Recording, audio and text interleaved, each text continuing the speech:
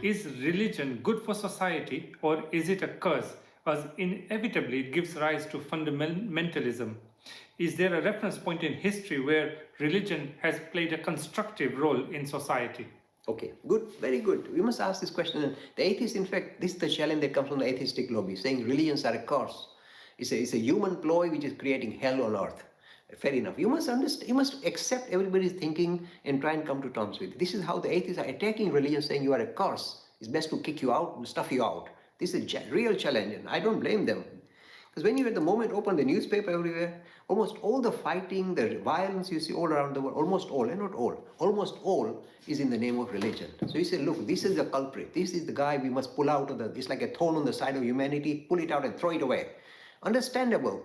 But I think about these things in a very mature, in a sober, in a quiet manner. And this is my conclusion. You don't need to agree with it, by the way. My conclusion is this.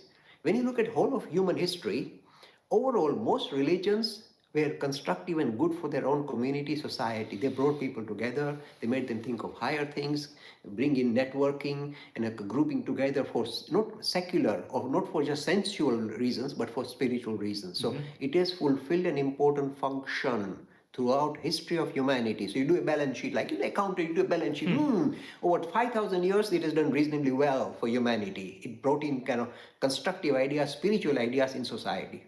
This is the credit side. Now what has happened, Nishit Bhai?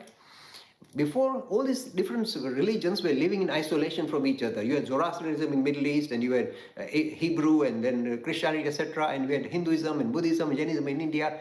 They were kind of, in a way, okay, nearby each other, but they were kind of living in isolation from each other, especially the Abrahamic tradition from the Indic tradition. They were living in isolation. So things were okay, hunky-dory.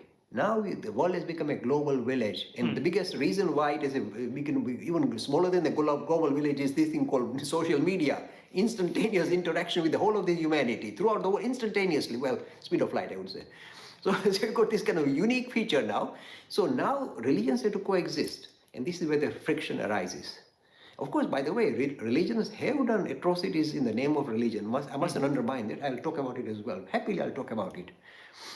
So when religious communities are forced to work with each other, there's a clash of civilization. And there are certain religions we are exclusivist by nature. They can't help themselves. The whole theology is built on exclusivism. We alone are right. Our God is the only right God, and our prophet is. This is the exclusivity that is embedded in the Abrahamic traditions. All three of them have it. They feel there's something special or unique about them, special chosen people of God or whatever. And because of that, when they have to interact with people who are not of the same fold, clash of civilization, if you like, friction. That is how you get friction, because this kind of exclusivity in a way excludes human beings from your fold, say, unless you subscribe to my God and my tradition, etc., we kill you, convert you. This creates fanatic behavior. So the reason of fanatic behavior is because before we were kind of lucky, we are separate, now we have to live closely with each other, so we have to now resolve the issue, and we are trying to resolve it. Do you know how I am doing it in my very limited way, humble way? Pluralism, many ways to be spiritual. This is your way, good for you. Carry on, go to your destination. This is my way. Don't impose your way on me. This is called pluralism. This is a central feature of our Indic traditions. So I'm promoting it left, right, and center in the religious education system and everywhere I go. This is the resolution of making religions again constructive rather than destructive or damaging or inflicting self-pain. The other thing I must mention, I touched on it, but I must touch on it. We may think religions have always done good. No. Many of the Shastras we have in Hinduism also have been atrocious, very atrocious. When you look at some of the, like Manusmriti, they're atrocious, saying, do they actually say that human beings should be treated in this way? Are they for real? Is this in the name of religion? Yes.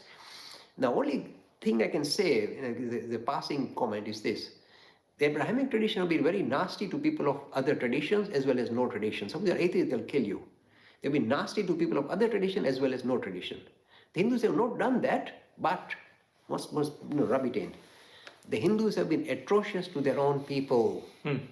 If you're in the lower rung of society today in India, lower rung of society, they will suck your blood out and spit you out. They don't care a bit.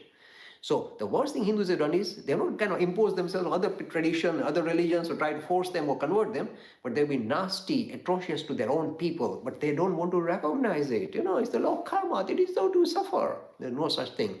So I must pass this kind of cutting comment on the Hindus as well.